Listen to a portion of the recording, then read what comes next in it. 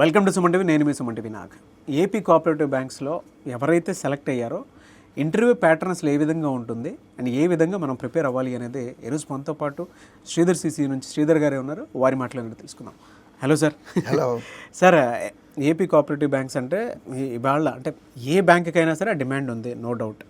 అయితే రిజల్ట్స్ అయితే ఇక్కడే ఎక్కువగా చూసినట్లయితే తెలుస్తుంది మనకి శ్రీధర్ సిసిలోనే. అండ్ ఇంటర్వ్యూ ప్యాటర్న్ కూడా అసలు ఏ విధంగా ఉండే అవకాశం ఉంటుందండి? యాక్చువల్గా అండి ఇవాళ వచ్చినటువంటి రిజల్ట్స్ ఆఫీసర్ రిజల్ట్స్ అంటే స్కేల్ 1 మేనేజర్ రిజల్ట్స్ అనమాట. సో ఎంత అద్భుతమైనటువంటి ఉద్యోగం అంటే మన స్టేట్లో ఉంటూ చక్కగా అంటే ప్రతి మనిషికి 2 జీవితాలు ఉంటాయి నా లెక్క ప్రకారం. ఒకటి ప్రొఫెషనల్ లైఫ్, ఇంకోటి పర్సనల్ లైఫ్. 2 జీవితాలని బ్యాలెన్స్ చేసుకోవడానికి అవకాశం ఉన్నటువంటి ఉద్యోగం అండి ఇది. దాని రిజల్ట్స్ ఇప్పుడే జస్ట్ ఒక 10 నిమిషాల క్రితం రావడం జరిగింది. మేనేజర్ స్కేల్ 1 ఇంటర్వ్యూ కోసం 101 మెంబర్స్ని సెలెక్ట్ చేశారు. దాంట్లో 54 మెంబర్స్ మన శ్రీధర్ సిసి నుంచి సెలెక్ట్ అయ్యారని చెప్పడానికి గర్వంగా ఫీల్ అవుతున్నారు. నెక్స్ట్ ఈ ఇంటర్వ్యూకి ప్రిపరేషన్ ఎలా చేయాలి? ఫస్ట్ ఎపీరెన్స్ అండి. చూడంగానే తల వెంట్రుక దగ్గర నుంచి కాలి చెప్పు వరకు ఒక ఆఫీసర్ ఎలా ఉండాలో అలా. అంటే యూజువల్గా స్టూడెంట్ లైఫ్లో జీన్స్ రకరకాల డ్రెస్ వేసుకుంటాము. ఆ డ్రెస్ కంప్లీట్ ఫార్మల్, ఏ ఫుల్ హ్యాండ్ షర్ట్, అంటే కలర్స్ అనేది స్పెసిఫికేషనే ఉండదు. చక్కగా చూడంగానే అంటే సింపుల్ పాయింట్లో చెప్పాలంటే ఇంటర్వ్యూ చేసే వాళ్ళందరూ ఆల్రెడీ వర్కింగ్ మేనేజర్లో రిటైర్ అయినటువంటి వాళ్ళు. వాళ్ళ సీట్లో మనం కూర్చోటానికి మనకు అర్హత ఉంది అని చెప్పి కనపడాలి, ఈవెన్ ఆడపిల్లలైనా మగపిల్లలైనా.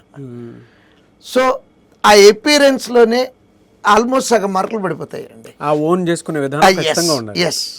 చూడంగానే ఓ ఈ అబ్బాయి ఆఫీసర్ లాగా భలే ఉన్నాడు అని అనిపించే రేంజ్లో. అంటే అది అందం కాదండి, ఎపీరెన్స్ అండి. Whatever the colour you are, whatever the shape you are, కానీ మనం కనపడేటటువంటి విధానం బాగుండాలి. అది ఫస్ట్ పాయింట్. రెండోది నాలెడ్జ్ పరంగా వస్తే యూజువల్గా బ్యాంకుల్లో అక్కడ ఎక్స్పెక్ట్ చేసే క్వశ్చన్లు ఏం క్వశ్చన్లు ఎక్స్పెక్ట్ చేయొచ్చు. డిఫరెంట్ జోనర్స్ ఉన్నాయండి దీంట్లో. ఒకటి యాప్ కాప్ గురించి మీకు ఎంతవరకు తెలుసు అనేది చెక్ చేస్తారు. కాబట్టి యాప్ కాప్ అసలు ఎబ్రివేషన్ దగ్గర నుంచి అది పెట్టింది ఏ సంవత్సరంలో పెట్టారు, దాని హైరార్కీలు ఎలా ఉన్నాయి, ఎన్ని బ్రాంచ్లు ఉన్నాయి, వాళ్ళ ఫోకస్ ఏంటి, బిజినెస్ ఫోకస్ ఏంటి, ఈ సంవత్సరం నంబర్లు ఏంటి, ఇవన్నీ నాలెడ్జ్ ఉండాలి. హిస్టరీ మీద నాలెడ్జ్ ఉండాలి, బ్యాంకింగ్ మీద ఆ బ్యాంకు గురించి పూర్తి స్థాయిలో తెలిసి ఉండాలి. రెండవది మన పర్సనల్ ఇన్ఫర్మేషన్.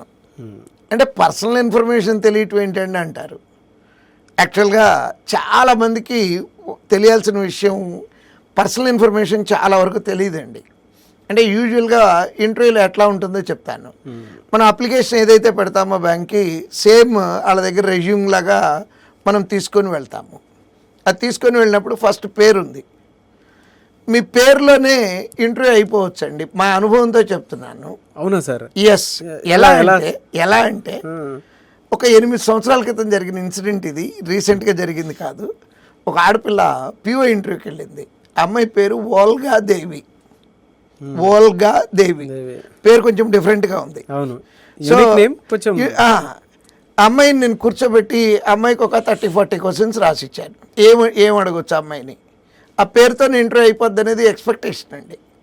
ఎలా అంటే వోల్గా, ఆ పేరు Russian name. So communist country, communism గురించి క్వశ్చన్లు పడవచ్చు. Volga she was a writer. ఆవిడ రాసిన నావెల్స్ ఏంటి, నావెల్స్లో థీమ్ ఏంటి, నెక్స్ట్ ఆవిడ రాసిన రీసెంట్ నావెల్ ఏంటి.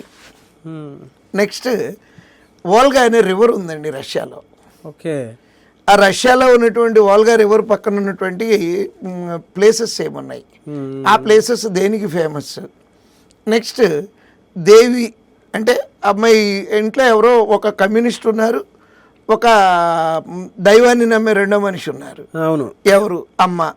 నెక్స్ట్ ఆ దేవి విజయవాడలో ఇంటర్వ్యూలు జరిగినాయి. ఆ టైంలో జరిగినప్పుడు డెఫినెట్గా కనకదుర్గ. యూజువల్గా అందరూ కనకదుర్గ మీద క్వశ్చన్ ఎక్స్పెక్ట్ చేస్తారు. బట్ అక్కడ పడిన క్వశ్చన్ ఏంటంటే విజయవాడలో ఎవరిని పిలుస్తారు అనే దాంతోపాటు ఇండియాలో కనకదుర్గ ఇంకొక చోట ఎక్కడో ఫేమస్గా ఉంటారు, ప్లేస్ ఏంటి, కలకత్తా.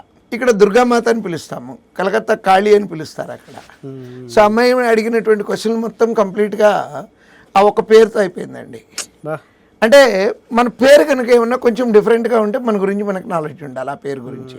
ఇప్పుడు ఫర్ ఎగ్జాంపుల్ నా పేరు తీసుకున్నారు, what is the meaning of your name? Sridhar. Sri అంటే లక్ష్మీదేవి, ధర్ అంటే భర్త, విష్ణుమూర్తి. సో ప్రతి పేరుకి ఒక మీనింగ్ ఉంటుందండి. అంటే అందరికి ఇట్లా జరుగుతుందని నేను పర్సనాలిటీ మీద కూడా ఖచ్చితంగా నాలెడ్జ్ ఉండాలి. దాన్ని పర్సనల్ నాలెడ్జ్ అంటాము. నెక్స్ట్ మీ పేరుతో ఫేమస్ పర్సనాలిటీలు ఎవరన్నా ఉన్నారా, వాళ్ళు మీ ఇంటి పేరుతో ఫేమస్ పర్సనాలిటీలు ఉన్నారా, అవి తెలియాలి. నెక్స్ట్ వచ్చేది నాన్నగారి పేరు వస్తుంది, నాన్న పేరుతో ఎవరన్నా ఉన్నారా ఫేమస్ పర్సనాలిటీలు. Next date of birth. For example నా డేట్ ఆఫ్ బర్త్ తీసుకున్నాం అనుకోండి, 0809 అంటే September 9th, September 8th. It's a world literacy day, ప్రపంచ అక్షరాస్యత దినోత్సవం. అలానే మీ డేట్ ఆఫ్ బర్త్కి సంబంధించి ఏమన్నా ఇలాంటి స్పెషాలిటీస్ ఏమైనా ఉన్నాయా, ఉంటే దాని గురించి థరో నాలెడ్జ్ కావాలి. సో అంటే అప్లికేషన్లో ఇలాంటి 40 పాయింట్లు ఉంటాయండి. ఈ 40 పాయింట్స్ మీద మీరు ఇచ్చిన ఇన్ఫర్మేషనే, దాని గురించి థరో నాలెడ్జ్ ఉండాలి మీకు. సో ఇది general pattern sir, general pattern. Next ఇది ఫస్ట్దేమో బ్యాంక్ గురించి, ఏ బ్యాంక్ అయితే వెళ్తున్నామో దాని గురించి నాలెడ్జ్. రెండోది మీ గురించి. మూడోది కూడా ఉందండి, డొమైన్ నాలెడ్జ్ అంటాము. ఫర్ ఎగ్జాంపుల్ మీరు చదువుకున్నటువంటిది కనుక బీఎస్సీ కంప్యూటర్ సైన్స్ చదువుకున్నారు అనుకుందాము, మీ డొమైన్ గురించి కూడా మీకు నాలెడ్జ్ ఉండాలి. సో ఈ రకంగా ఈ 3 నాలెడ్జ్లు అంటే బ్యాంక్ గురించి తెలిసి ఉండాలి, మన గురించి మనకు తెలిసి ఉండాలి, మూడోది మనం చదువుకున్నటువంటి క్వాలిఫికేషన్ది కూడా తెలిసి ఉండాలి. యూజువల్గా ఎక్కువ మంది పిల్లలు ఎక్కడ మిస్ అవుతారంటే ఈ బ్యాంక్ గురించి ఇన్ఫర్మేషన్ వెబ్సైట్లో దొరుకుతుంది, కొట్టేస్తారండి. రెండోది పర్సనల్ ఇన్ఫర్మేషన్ పెద్ద ఎక్కువ ఫోకస్ చేయరండి. ఇప్పుడు యాప్కాబ్ అంటే కోఆపరేటివ్ బ్యాంక్ అండి. అది అంటే ఈ కోఆపరేటివ్ బ్యాంక్ ఎందుకు ఎస్టాబ్లిష్ చేశారు? స్టేట్లో ఉన్నటువంటి అగ్రికల్చర్ సెక్టార్ని డెవలప్ చేయడం కోసం. అవును, కంపల్సరీగా మీ ఊళ్ళో ఏమేమి పంటలు పండుతాయి, దానికి వాటర్ రిసోర్స్ ఏంటి, సో ఇట్లాంటివన్నీ కూడా అంటే మన పరిసరాల పరిజ్ఞానం కూడా కావాలి మనకి. ఇన్ఫర్మేషన్ అట్లా అవగాహన మాత్రం కంప్లీట్ నాలెడ్జ్ ఉంటే ఆ ఇంటర్వ్యూ బోర్డు ముందు 5 నిమిషాలు నిలబడగలిగి కూర్చోగలుగుతామండి. సో ఈ రకమైనటువంటి నాలెడ్జ్ ఎక్వైర్ చేయడానికి యాక్చువల్గా మేమైతే ఏం చేస్తామంటే వీటికి సంబంధించి క్లాసెస్ పెడతాము, మాక్ ఇంటర్వ్యూలు కండక్ట్ చేస్తామండి. ఓకే, ఎవరైనా వీటి కోసం వేరే పిల్లలు ఎవరైనా కూడా రావచ్చండి. We don't charge anything, most welcome. చక్కగా వచ్చి మాక్ ఇంటర్వ్యూలు ఎప్పుడు జరుగుతున్నాయో కనుక్కొని చక్కగా మాక్ ఇంటర్వ్యూకి ఎలా ప్రిపేర్ అవ్వాలో నేర్పిన దగ్గర నుంచి మొదటి నుంచి కూడా అన్ని సహాయ సహకారాలు అందజేస్తామండి. ఎందుకంటే లాస్ట్ ఇంక ఇది అయిపోతే జాబ్లో జాయిన్ అవటం. Almost salary 80,000 rupees. 22-23 సంవత్సరాలు 80,000 rupees. It's a great feel అండి అసలు. అవును సార్, అవును, చాలా మంచి ఇన్ఫర్మేషన్ అండి. నిజంగా నాట్ ఓన్లీ ఆప్కాబ్, మిగతా ఐబీపీఎస్ ఇంటర్వ్యూస్ కూడా ఈ కామన్ సెన్స్ నాలెడ్జ్ అనేది చాలా అవసరం అని నమ్ముతున్నాను నేను. ఖచ్చితంగా కావాలి. అవును సార్, అవును. థ్యాంక్ యూ అండి, thank you so much sir. Thank you.